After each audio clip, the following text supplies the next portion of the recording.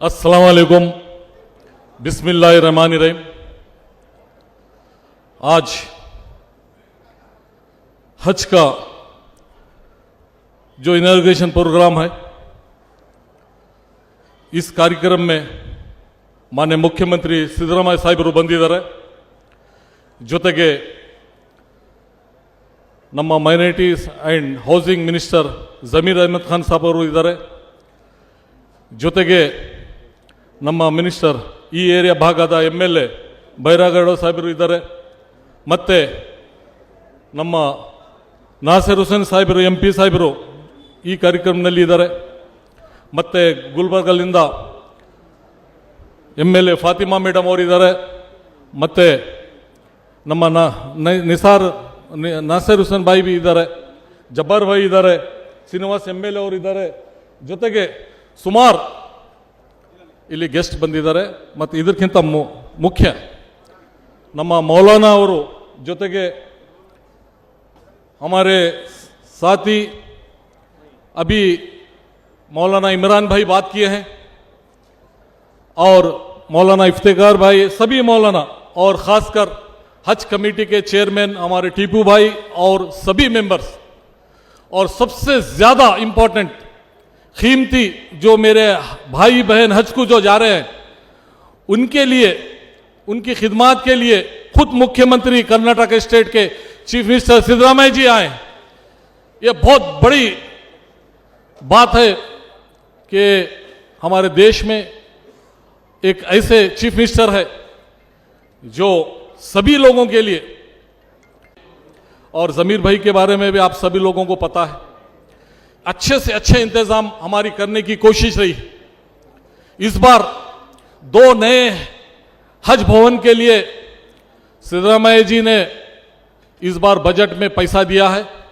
जो मंगलुरु में एक हज भवन बनने जा रहा है, कम से कम वहाँ पे 20 से 25 करोड़ रुपए लग रहे हैं, उसका सैंक्शन दिए हैं। वहाँ पे हमारे इनायत भाई उसको ज़मीन दिए हैं, अभी टीपू भाई बताएं। इसी तरह से गुलबर्ग में हमारे वहाँ के MLA जो खमरुल इस्लाम साहब के वाइफ है फातिमा जी, उनकी भी कोशिश 4-5 साल से बहुत ही कोशिश थी कि गुलबर्ग में एक बहुत ही खूबसूरत हज भवन बना जाए, जिसकी कीमत 10 करोड़ रुपए हम दिए थे, लेकिन उन्होंने फाइट करके उसको 30 करोड़ रुपए लेने के लिए गुजारिश की है। इंशाल्लाह वहाँ पे भी जल्द से जल्द गुलबर्ग में हज भवन बनने जा रहा है। इसी तरह से जिस जगह आप लोग सभी लोग बैठे हैं, ये पूरा फंक्शन हॉल को हर बार 1 करोड़ रुपए से ज़्यादा खर्चा आ रहा था। ये फंक्शन हॉल टेंट के लिए, तो इसके लिए कम से कम इस बार सिद्धरामಯ್ಯ जी ने 10 करोड़ रुपए दिए। मैं जमीर साहब बहुत ही रिक्वेस्ट करने से यहाँ पे एक अच्छा सा भवन बना जाएगा, 3 फ्लोर का भवन बना जाएगा, जिसमें जो फंक्शन इस तरह से हो रहा है, कभी भी फंक्शन होगा, कई ट्रेनिंग प्रोग्राम, कई चीज़ें यहाँ पे होंगे। तो मैं सभी हाजी भाइयों से मैं रिक्वेस्ट भी करता हूँ, आप दुआ करने के लिए बोलता हूँ, क्योंकि आपको इतने बड़े मुकाम पे बुलाया गया। जिंदगी के हर मोमिन भाई की ख्वाहिश रहती है कि एक बार मैं अल्लाह के घर पे जाऊं और मोहम्मद सल्लल्लाहु अलैहि वसल्लम के दरबार पे जाऊं।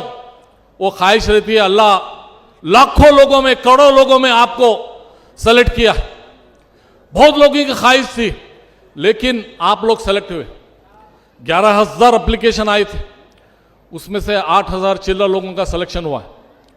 तो मैं आप लोगों से गुजारिश करता हूं, आप इतने बड़े दरबार पे जा रहे हैं, आप लोग जाने से पहले सभी आजू बाजू बड़े लोगों से तो आप मिलते हैं, रिश्तेदारों से तो मिलते हैं, आप भाई बहन से मिलते हैं, लेकिन आप किसी यतीम के घर को भी जाना, चाहे आपका रिश्तेदार रहो ना रहो, पड़ोस में गरीब के घर पे विजिट देना, आप उसकी दुआएं लेना, सबसे ज्यादा उसकी दुआएं मिलेंगी। आप हज के लिए इतना खर्चा कर रहे हैं, उस गरीब के लिए भी कुछ, उसके बच्चों के लिए, वो यतीम के लिए कुछ दे के जाना, तो उसकी दुआएं लेने से आपका जरूर हज पूरा होगा इंशाअल्लाह। मैं एक लास्ट बात बोल के खत्म करता हूं। देखिए, नमाज, रोजा, हज, सब कुछ अल्लाह हमको दिया है। इस दुनिया में सब कुछ दिया है, लेकिन एक कीमती चीज है, शायद मैं समझता हूं, मेरे हिसाब से दुनिया में उससे बढ़ के कोई कीमती चीज नहीं होगी। एक से एक दर्जे हैं, मां का दर्जा है, वालिद साहब का दर्जा है, नमाज का दर्जा है, हज का दर्जा है, कुरान शरीफ का दर्जा है। नमाज एक ऐसी चीज है, चाहता तो अल्लाह जिस तरह से हज का हुक्म दिया है, जिस तरह से कुरान शरीफ पढ़ने का हुक्म दिया है, रोजे का हुक्म दिया है, लेकिन नमाज एक ऐसी चीज है, चाहे तो दुनिया में उतार सकता था, दुनिया की हर चीज नीचे उतारा गया, लेकिन एक नमाज एक ऐसी चीज है वो नीचे उतारा नहीं। वो सातों आसमान में अपने दर पे बुला के रूबारू अपने मोहम्मद को, अपने तमाम बंदों के लिए इतना बड़ा गिफ्ट वहां पे बुला के उस दरबार पे दिया है। नमाज की कीमत वहां पे नमाज दिया है, तो उसकी कीमत क्या है आप जानिए। हर चीज का एक एक दिया है, और अल्लाह कुछ नहीं करता, खाली सोचते कि अल्लाह बोलने से पहले सब कुछ हो जाता है। पूरी दुनिया, ये तो बहुत छोटी चीज है दुनिया, सातों आसमान, गैलेक्सी, कितनी चीजें हैं, मगर एक चीज की कीमत आपको लास्ट बता के खत्म करता हूं जमीर भाई। एक चीज, अल्लाह भी कुछ काम करता है, कुछ नहीं करता, मगर एक काम करता है अल्लाह, वो क्या कीमती चीज होंगी सोचिए। अल्लाह और उसके फरिश्ते मिलके करते हैं, वो दरूद भेजता है, हुजूर सल्लल्लाहु अलैहि वसल्लम को दरूद भेजता है। आप बताइए क्या कीमत होंगी, क्या वो दर होगा, वो दर पे तुम जो जा रहे हैं, जहां पे अल्लाह खुद अपने फरिश्तों के साथ वहां पे दरूद भेज रहा है, वैसे दर की तुम्हारी जियारत हो रही है। अल्लाह को कोई काम है, ये काम कर रहा है, क्या आशिक है अल्लाह। तुम भी इस तरह से, जब अल्लाह खुद उस दर का आशिक है, तो तुम कितने आशिक होना चाहिए, तुमको भी एक दीवानगी होना चाहिए उस दर पे जाने के लिए। वहां पे खाली अल्लाह खुद दुरूद नहीं भेज रहा, दुरूद भेजते हुए और ऑर्डर कर रहा है, तुम भी दुरूद भेजो। अल्लाह ऑर्डर भी कर रहा है, तुम भी दुरूद भेजो, मैं भी भेज रहा हूं, तुम भी भेजो। तो दुरूद की वो जगह की, मोहम्मद सल्लल्लाहु अलैहि वसल्लम की क्या कीमत होंगी। नमाज, रोजा, हज सब एक साइड रख दिया, फिर लास्ट में खुद क्या कर रहा है देख लीजिए। तो इसके लिए मैं सिद्धरामैया जी को जरूर, हर एक एक कर्नाटक के एक एक इंसान की दुआ है, 100% दुआ है, वो दुआ से उनकी नैया चल रही है और आगे भी चलेगी। जब तक है उनको, पूरी उनकी टीम को, पूरे कैबिनेट को हम दुआ करेंगे।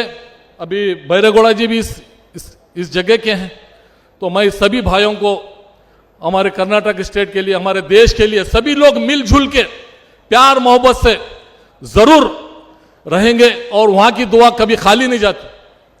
वहां की दुआ करिए कि हम सब मिलके कर्नाटक में अच्छा सा काम करेंगे। इतना बोलते मैं सभी को शुक्रिया अदा करता हूं। अस्सलाम वालेकुम। और हमारे जावेद भाई सर, ನಮ್ಮ ಬೀದರ್ಲಿಂದ ಒಂದು ದೊಡ್ಡ ಕಾಂಟ್ರಾಕ್ಟರ್ ಇದ್ದಾರೆ ಜಾವೇದ್ ಭಾಯಿ ಅಂತ, ಅವರು 1 ಎಕರೆ ಜಮೀನ್ ಹಜ್ ಭವನ್ಗೆ ಕೊಟ್ಟಿದ್ದಾರೆ, ಅದ್ರ ಸಲುವಾಗಿ ಅವರಿಗೆ ನಾನು ತುಂಬಾ ಧನ್ಯವಾದ ಹೇಳ್ತೇನೆ। ನಮಸ್ಕಾರ, ಜೈ ಹಿಂದ್।